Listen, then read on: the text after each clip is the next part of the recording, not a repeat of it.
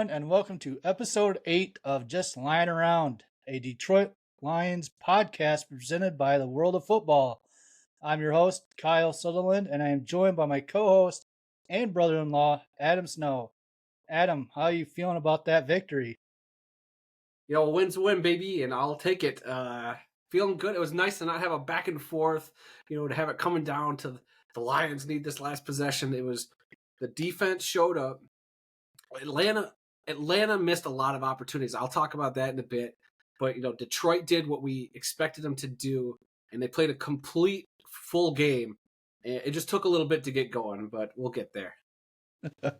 Yeah, I felt like third quarter there, I was a little shaky, but yeah, we'll get to that in a little bit here. On today's show, we're going to go over the Lions' Week 3 win over the Atlanta Falcons and then look ahead to their Week 4 matchup against the Green Bay Packers. But first, we want to thank you for checking out our podcast, whether that's on YouTube channel or on your podcast platform of choice. You can find the World of Football and its many offerings on multiple social media platforms. Just check down in the description. Also, if you want to skip around, we got nifty timestamps also located down in the descriptions.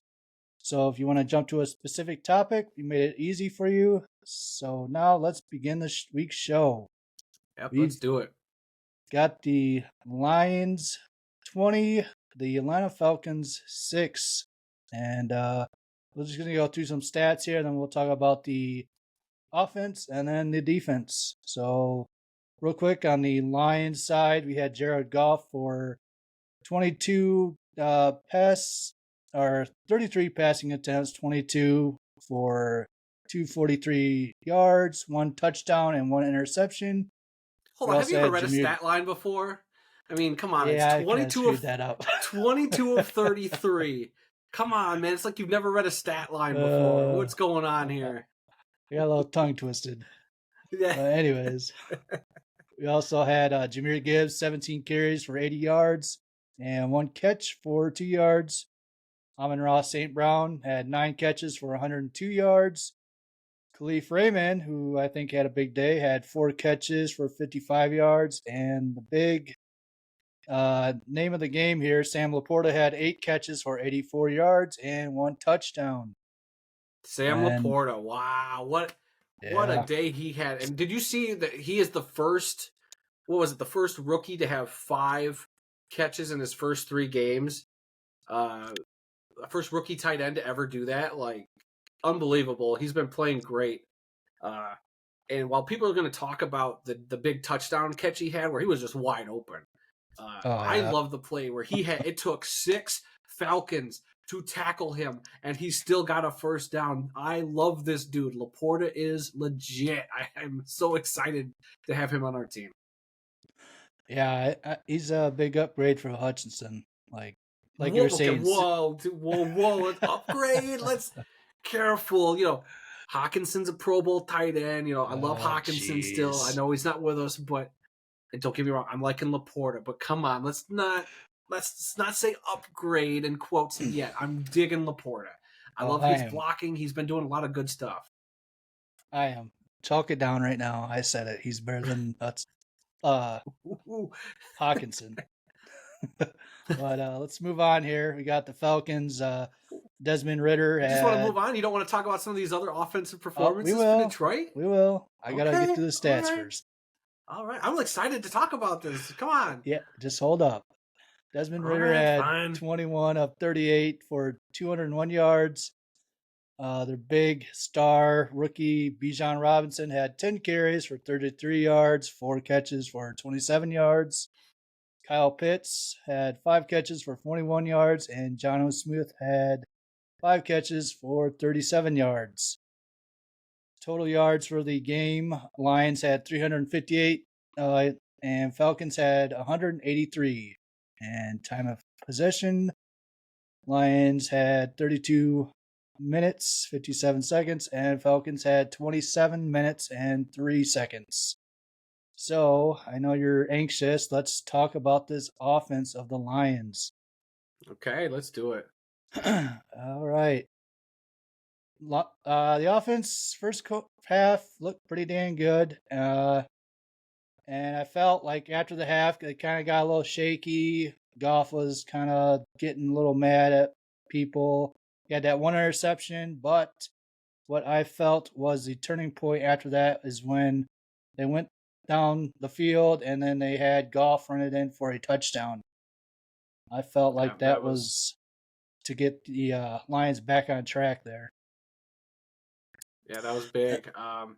I think with Goff, was it just us? Because like I was watching it with Randy. He came over and watched it, and I kicked him out because I was like, "Hey, Kyle and I are doing the podcast. You can see yourself out the door. You're not welcome on this podcast, sir." But no. So we were thinking maybe Goff, got hurt. Like he was a little off after he took one of those big sacks or big hits. And he threw the interception shortly thereafter. And then it just looked like he couldn't place the ball for a while. But then, like you said, they had the drive. They got down and, he ran it in. I was shocked that he actually, kept it and ran it. But that was a heck of a play by him. But, I mean, for the most part, other than the interception and a couple of off throws, Goff has been sharp. I have no complaints about Goff whatsoever. I'll even excuse the interception. I mean, you get the W. Yeah, we're going to forget about that interception. Didn't really hurt us during the game at all. Yeah, it didn't help also. Taylor Decker was out. We had Sewell jump to the other side. And then we had Matt Nelson on the right side, but he got hurt. So Dan Skipper came in, then he got hurt. And then we had a rookie, Kobe Storesdale. I got to look that up. He kind of looked, he looked kind of shaky there too, and it didn't help. They had Bud Dupree on that side, just manhandling him. Can we I know we're going to talk more Lions, but can we take a second to talk about the Falcons? Look, I thought Desmond Ridder, I mean, the stat line doesn't show it. I thought Ridder actually was making good throws. It's just the receivers. Oh, yeah. They were dropping balls left and right for him. Bijan Robinson, I thought, looked incredible. His stat line, again, did not look like how he played out there. He was breaking tackles. He was really tough to get down. So I'm going to give the Falcons a whole lot of credit. That score is not indicative of how tough I think that Falcons team actually was, and actually how indicative I thought the Lions were actually just so much better during the game. It's just a few things here and there go differently, and the score would be very, very different. But I mean, give the Falcons some credit. They have a lot of great defensive line. They were getting a lot of pressure on Detroit. Goff took a few hits during that game. So the Falcons, I'm not going to say they're like the real deal, but they are a legit, decent team you got to keep an eye out for. That's why I didn't want to sleep on them this week. Yeah, I was going into the game. You're like, oh man, this is going to be a tough game, but just the way they, we'll get into that a little bit, but that Detroit defense holding the Bijan Robinson's that many yards and getting to Ridder, that's pretty impressive. But let's continue with the offense. Okay. Jahmyr Gibbs, I think the way they use him, he's not a run to the tackles kind of guy, or maybe he is, but it just seems like he wasn't waiting for the lanes to open up. Maybe. I think there's a few places where you could see they were pulling. I couldn't remember if it was Sewell was getting pulled, but linemen were getting pulled and moving across to open up a hole in the middle for him. So they're scheming some stuff up for him, it looks like, but he was clearly more effective getting outside the tackles. Yeah. And I think that's where his strength is going to lie. He's not a complete north and south runner. While I think he can, I think they're going to scheme him up. But that's more of Montgomery's forte is going to be north and south. But Gibbs, they used him in a lot of different ways that I liked. And it took him a while to finally get there. But, man, he had a couple of big runs there at the end of the game. He's got good field vision. We just got to, he's just got to stay on his feet a little bit longer. Because I feel like he would just get tripped up just enough. And it would negate a bigger play.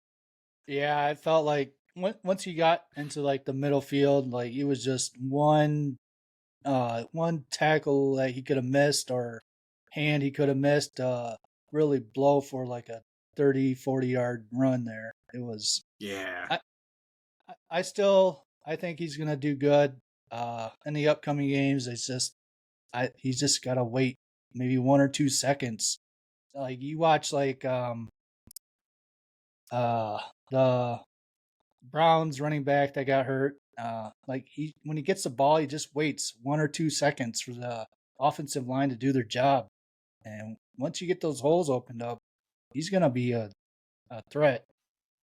Yeah, he's like I said, he's probably just got to acclimate a little bit more. I think he's already got great vision, but there were times where it was like they were using him like DeAndre Swift, and I said that out loud during the game. That there's a couple runs I'm like, why are we using this type of back to do this type of play? Because they did it with Swift and it never worked. They're trying to do that with him, and I was really worried at the beginning of the game, but it seems like as it got along, they were using Reynolds and Knight to kind of do more of the Montgomery stuff, and then that kind of allowed Gibbs to be more of a flexible weapon, to be more get outside the tackles or to run that screen pass or the little, slight slant route from the backfield. So it took them a minute to get going and to figure that part out. And once they did, Gibbs looked great. Yeah, and you mentioned another name, Knight, Jonathan Knight. I wanted to see a little more of him. Like I felt like, man, this could be a Montgomery replacement if Montgomery gets hurt again. Like I would maybe enjoy I think watching all him. three backs. Yeah, all three backs I think were decent. Reynolds had a couple of kind of, I won't say bad runs, but I just felt like he just didn't have the same vision that the other two backs were having. But Reynolds still, when we needed him in a couple of key spots, he delivered. So I feel like they got serviceable backups behind Gibbs and Montgomery, and I like Knight quite a bit. I would like to see more from him too, but I was more into seeing Gibbs get a load of the carries because that's why he's here. He was a first-round pick. I wanted to see him actually take that load and what does this offense look like when it runs more Jahmyr Gibbs as opposed to more Montgomery, and we got to see a little bit of that. And I think when Montgomery comes back, that's just going to open up that Gibbs side way more. It's going to be, really tough to stop when both of those guys are humming. Yeah, it'll be interesting for sure. Another name I want to throw out there is Khalif Raymond. I felt like he had a heck of a day too. 4 catches for 55 yards, which to me, I know he's probably the third or fourth receiver on the team, but I think if they use him a little more, like more deep routes, because he's so freaking fast, that'd be a plus for Goff until Williams comes back. Yeah. Look, I think, between him, like Reynolds came up big last week for us. I know we didn't get the W, but I thought Reynolds looked great last week. This week was kind of Khalif Raymond stepping into that alternate receiver role opposite of Amon-Ra. And that was great to have because Amon-Ra did what he does. That dude is, other than that one weird drop pass where I feel like, Goff put it perfectly and Amon-Ra just kind of looked upfield a little too soon and dropped it. Oh, yeah. Amon-Ra just has been clutch. Like, there are so many passes. I'm like, how did this dude get that? Like, whether it be falling to the ground or, like, right in traffic, he is just so focused and gets that ball. Like, so it's nice to have a complimentary receiver like a Khalif Raymond stepping up. And, of course, like I said, Josh Reynolds, a little surprised that he didn't get a little more action, but having a Laporta also stepping up like he did was awesome. Yeah, I think next couple of games he's going to be – it's even though like today's a breakout game, I just think he's going to just keep going upwards as far as his value goes. Like it's pretty cool watching him play and getting all those catches, all those yards and everything. Just the way he runs after he catches it, like you said, 6 people just to bring him down. And I believe he still got that first down on that play. He did, yeah. He's gonna be a top tier tight end next year.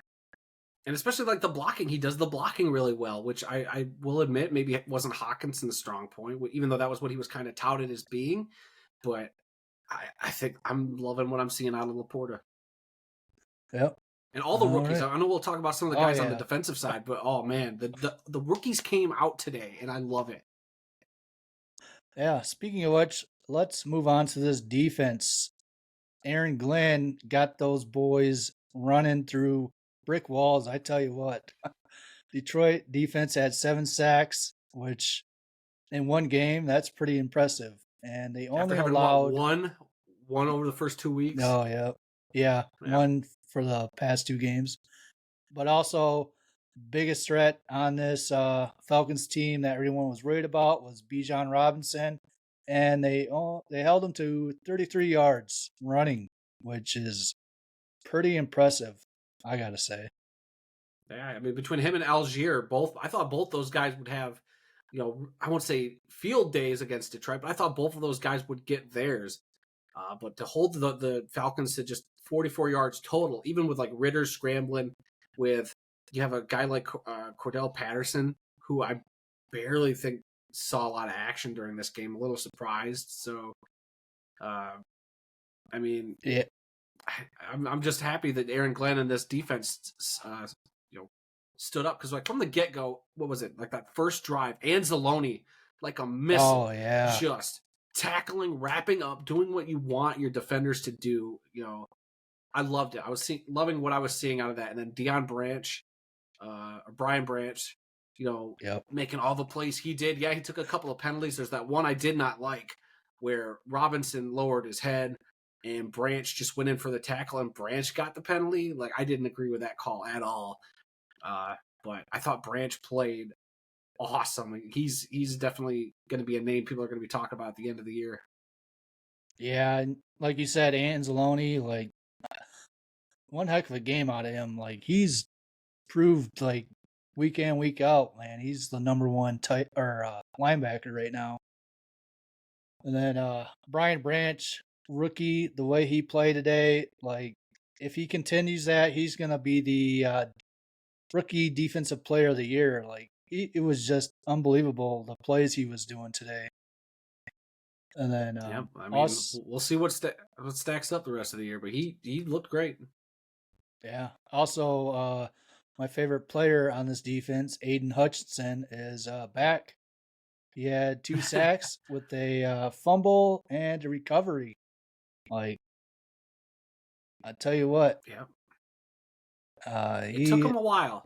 yeah. It took them a while to get that pressure to finally get home, but once they did, it's like they got in the head of that Falcons offensive line. Ritter was comfortable for most of that game in that pocket, it seemed like, but eventually the Lions finally started creeping in, and I feel like that got to Ritter a little bit.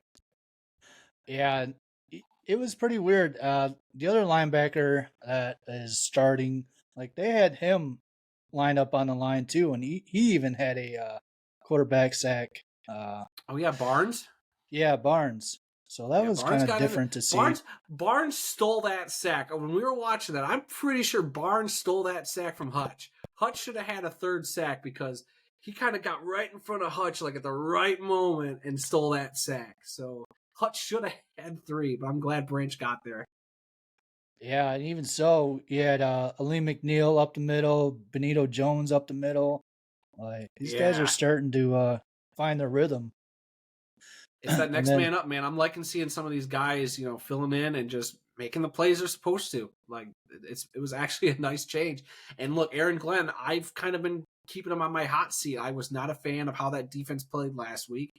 They came and played this week, and I hope that mentality stays. Like that is the defense we wanted. They showed up. Yeah, and even talking about the next person up, we had the safeties. We had Walker and I can't say his name, but Kirby was out. Monafontu? Yep. So they came in Melafontu? yep, Yeah. and both those guys had a pretty productive day themselves. So yeah, I'm not too worried about if Kirby gets hurt again or Gardner No. Johnson comes back. Like we got some pretty good depth on that defensive line or defensive team overall. Yeah, I mean, I'm very happy with it. Yeah, just finally, it was nice to see like a complete defensive just game on their part, and even that final stat line, little misleading because that last drive the Falcons had where they went all the way down and kicked the field goal in the fourth quarter. The Lions were giving them 4 or 5 yards a pop. It was clear that they were just chewing up clock, and so a little stat padding for them, but that defense for the most part played very well. Yeah, I think at that point their main job was to, if they catch the ball, don't let them run out of bounds. Let's keep the clock running. and give let's them the get this 5 yards. game That's done. fine. Yep, let them chew it up. So yeah, and anything else you want to add about this game? Other than I think the fans could be louder at the stadium. I mean, I got my surround sound going. I got the subwoofer going, and it might have rumbled a few times here and there. But come on, guys, let's. I want that place just absolutely shaken, earthquake. I want to get news stories about that, causing a Richter scale spike. Like, that place has been packed, and I just feel like it's like I'm not at the games. I haven't been. I can't wait to go. But it just doesn't feel like it's as loud as it could be. I don't know if that's just because we're watching on TV, but can we get louder? That's my only other thing. Can we get louder? No, I felt like it was pretty loud. Like I was even a few comments. Well, you have old there, man ears, and you turn your volume up to like 100 to hear it. So like whatever. Yeah, I was waiting the neighbors would hear it, but I felt like the fans there, they were pretty loud. Like I was impressed. Oh yeah. But I guess you just need to get a better sound system. Yeah, you do. And I guess, kudos to you also, because now that they won a game, you actually wanted to record like about an hour after the game was over. So kudos to you for, wanting to actually be proactive and get it done on the day of instead of losing and sulking and waiting 24 hours. Well, when the Lions show up, I do too. If that's not on a t-shirt, it should be. That might be my favorite quote you've ever had. All right, let's move on here to previewing the Week 4 game against the Packers. It is Thursday, September 28th at 8:15 on Fox. Not on Fox. Amazon Prime. No, it's Fox. I looked. Amazon Prime. It's on Fox. It's Amazon, unless they're simulcasting, but it's Amazon gets the Thursday games, my dude. Okay, well, the internet's wrong. Yeah, it is, because it's Amazon. Okay. Well, anyways, we had today the Packers beat the Saints 18-7, which I think is a bunch of crap. But I know they were down 17-0, and they came back. Unbelievable. Well, yeah, it didn't help. They're Derek starting went down. Yeah, and then you had Winston come in, but I felt like Saints should have won. But they had a chance there at the end with that field goal, but that kicker, I'm not familiar with the new kicker they got there, but he just sailed to the right, and Dad threw his hands up and left. So yeah, Packers are now 2-1, tied with the Lions for the division. Vikings lost today, so that's good. Bears are playing right now. They're probably going to get smoked too, so that's good. 7-0 last I looked. I got the game on in the other room. Yeah. I didn't either. But yeah. Packers, total yards, they had 340 yards, 245 passing, and 95 rushing. Biggest thing, they didn't have Aaron Jones today, but I'm going to bet he's going to be back for the Thursday night game. So that's probably another big weapon that Detroit's got to account for, and hopefully Aaron Glenn does his job again, schemes for it, and we can stop this running game of them. And with Love's, what is now is going to be like his 4th or 5th game he started, I feel like the Lions can probably get some pressure on him like they did today. So it depends on if Bakhtiari's still hurt. I don't know if he'll be a game, if he'll be able to go this Thursday with it being such a short week too, but we'll see. I think it'll be a tough game regardless. I mean, division game in Lambeau under the lights. I mean, it should be a decent game. Yeah. Well, I mean, if you're gonna, I don't know if you're referring to like Hutchinson lining up against Bakhtiari. I saw Hutchinson kind of go in the middle a few times today, so I wonder if he's gonna, if they're gonna use him like they do Myles Garrett today for the Browns. If they're just gonna have him just do whatever and play wherever he wants, because Myles Garrett is a freak. Yeah, Hutchinson's a freak, man. Like he's got that swim move down. Oh, like when I saw him do that spin move, I'm like, he's getting the sack. I could already tell the way he got that spin move and wrapped up Ritter. I'm hoping to see him do that to Jordan Love a few times. I would love to see Detroit walk out of that building with a win. Yeah, it'll be interesting. So yeah, be on the lookout this Thursday. Thursday. It'll be a big game anyway because it's the two top teams in the division. So I mean, this could be a good tone setter early for a Lions team. To let's grab a hold of the division and just not let go. Like this Falcons game, get the lead and just do not let go of it. Yeah, especially with the Vikings starting 0-3, the Bears hypothetically starting 0-3 as well. The Packers right now are your big concern. Knock them down a peg. Yeah, it'll be good to come into work Friday, and the Lions are 3-1, and Packers are 2-2. So yeah, it would be very nice. So yeah, let's close this out, Adam. If you want to do your closing credits there. Oh, I will. All right, guys. We hope you enjoyed listening to today's episode and come back for more. Be sure to visit the World of Football's website, www.theworldoffootball.com, for news, links, upcoming events, original articles, videos, and more. If you want to get in touch with us, send an email to info@theworldoffootball.com, or you can connect with us by either liking the World of Football's Facebook page or following the World of Football's X account. Those links will be down in the episode description. I already read that part. Be sure to check out our flagship show, This Week in the World of Football, which drops new episodes every Tuesday. You can find that on the podcast feed and on the YouTube channel. Again, links in the description, because I can't wait to talk about some of the other NFL games going on right now. Like the Dolphins hanging 70 points today. Like, ooh, baby, 70 points. I had to double take the screen at that. So a lot of fun football stuff to talk about, especially with the Bears.